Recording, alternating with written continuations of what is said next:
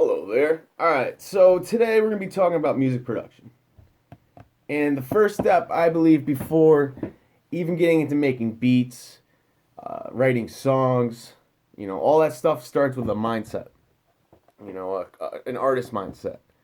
That means, you know, being able to approach a situation that everyone else is seeing in a new light. That's what being creative is. There's this test that say there's this coffee cup here, right? Dunkin' Donuts, what up? Obviously there's a cup, but if we could think of another 10 to 20, 30 different things that can be in say like a minute or two, that's a mark of creativity in a sense. So this could be like a paperweight, a doorstop, a really weak door, tons of different stuff. So with that in mind, when you're making music, you just gotta it's 50% nature, 50% you doing what you gotta do. So as you're coming up with chords on the keys, if you play the keys, or you're coming up with the drum rhythm, you know, be really mindful of what you're doing, because you might have a whole beat planned out in your head, but as you're going on that journey to get there, you might stumble across something you didn't even imagine. And that could lead you to a whole different song. It could lead you to a whole different beat. So that's one of the most important things is, your approach. When you're going outside, you go to parties and stuff, you should always, be taking in the environment, having fun and all that. But at the same time, there should be some part of you that is taking this all in and absorbing it, turning it into music. Whether it's, you know, uh, good music or it's dark music, going to the dark arts, whatever it may be. This approach is something that's really beneficial. Every artist is different. We all have different life experiences, all that, different tastes. But it's really, beneficial to you if you approach music from a point of view that is very observant. It's paying attention. That is how you learn. That is how you learn about yourself, even. The more in tune you are with yourself, the better the music you will make. It's a fact. That I guarantee you, if you take some of the top artists of all time, they're going to have some level of self awareness. Whether it was life experience that they deal with, or how they act in situations, or, just day to day, minute by minute, all that. So these are all little things to keep in mind. It's also how much practice you put in and how much responsibility you're willing to accept. You know, the more you're willing to put yourself out there, the more risk you're putting yourself at bad feedback, good feedback, but you're also going to be taking more responsibility. More people will be reaching out to you. You'll be having more on your plate, and some people just don't want that. And if you don't want that, then there's no point in you even being in this process, because it's inevitable to, you can't avoid it. It's just how it is. Now, also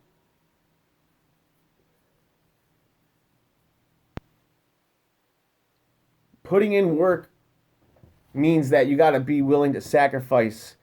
At some point, especially when you first are starting off, you got to start being able to dedicate more time to your craft.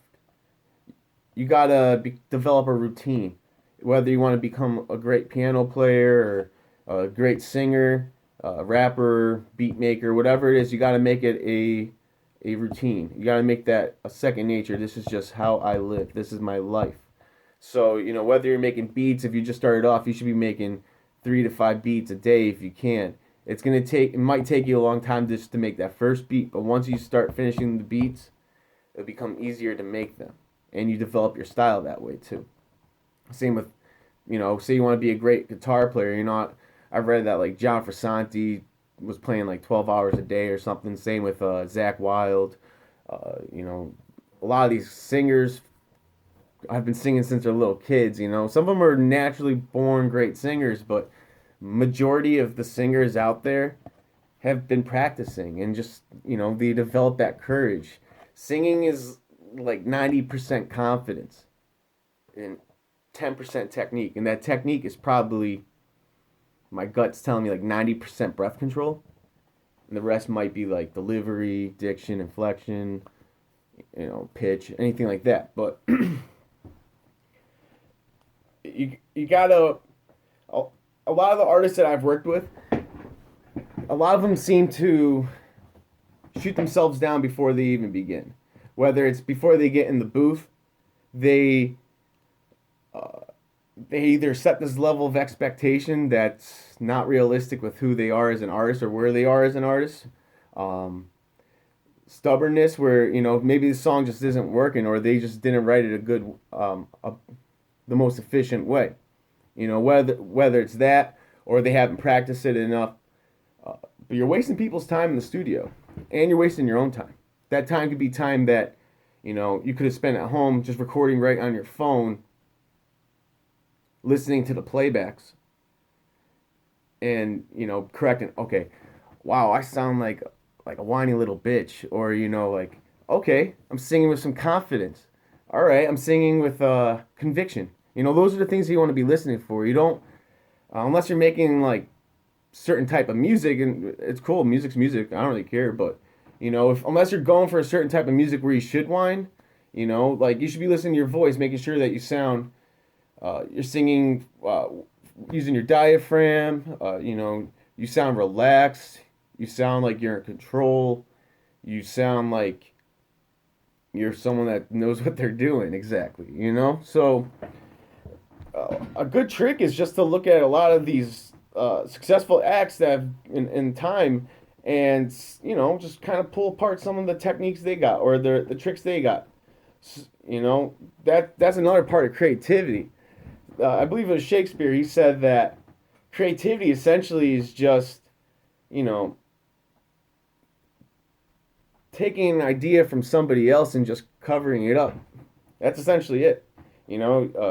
And a lot of times when people are getting sued for stuff, it's maybe they're either being really bold or they didn't cover it up enough, because you could clearly hear traces of influence in people's music from other songs, and but it's not like they were stealing it. It's just that it was clearly they were inspired by that. It's cool to me at least. But yeah, a lot of the times it goes back to a mindset though. So even if you're making beats, you listen to like maybe some instrumentals off of the Blueprint or stuff, and the instrumentals are sick because really it was just they took the chop. They just found like a really good part in a sample, and they didn't even add like a drum pattern to it or anything. It didn't sound like it; just sounded like it was the loop itself, and they let that rock. And that to me that was really impressive because it's simple. The groove was there, and Jay-Z killed it. So that goes back to the mindset where I'm saying that you want to be able to think like a musician, think like an artist. That means being able to break something that's really complex, or take something that's really complex and make it very simple so that the listener can enjoy it. You listen to all the best music, it's simple. And I know it's subjective, but what I mean by best and simple is that it's got a groove to it. It's fun. It's got good energy. Multiple types of cultures can appreciate it. It's almost universal. It's timeless. That's great music. Now, there's trends. There's the fads that go on here and there. All that. And that stuff is cool for the time being, but you're going to always, if you look at it, there's always going to be that one artist that starts it off. Right? They're the one, and they're probably going to be the most successful of all of it. So, observe yourself, observe the world around you. Watch artists that have already made it. They're setting up trails for you to follow and make yourself and your artistry better and improve upon it.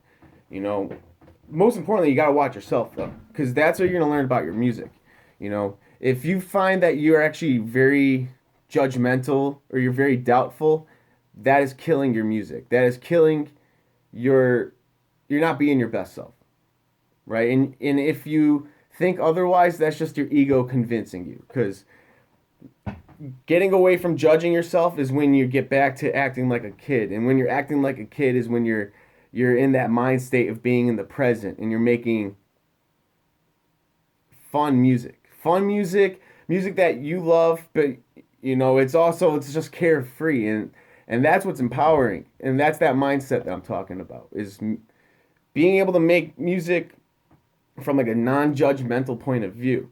Just know what's right and wrong. You could tell, you could feel from your gut that, all right, that kick isn't hitting hard enough. Let's just fix it. But it's not a big deal. You don't hate it, because once you hate it, then you're opening up the door for all this other thoughts to come in, and that could really fuck up your production. So what I really recommend is just observing yourself, listening to your favorite music, favorite artists, break them down. Break them down to the reverse engineer it. See what they're doing. Is how many instruments are playing at a time.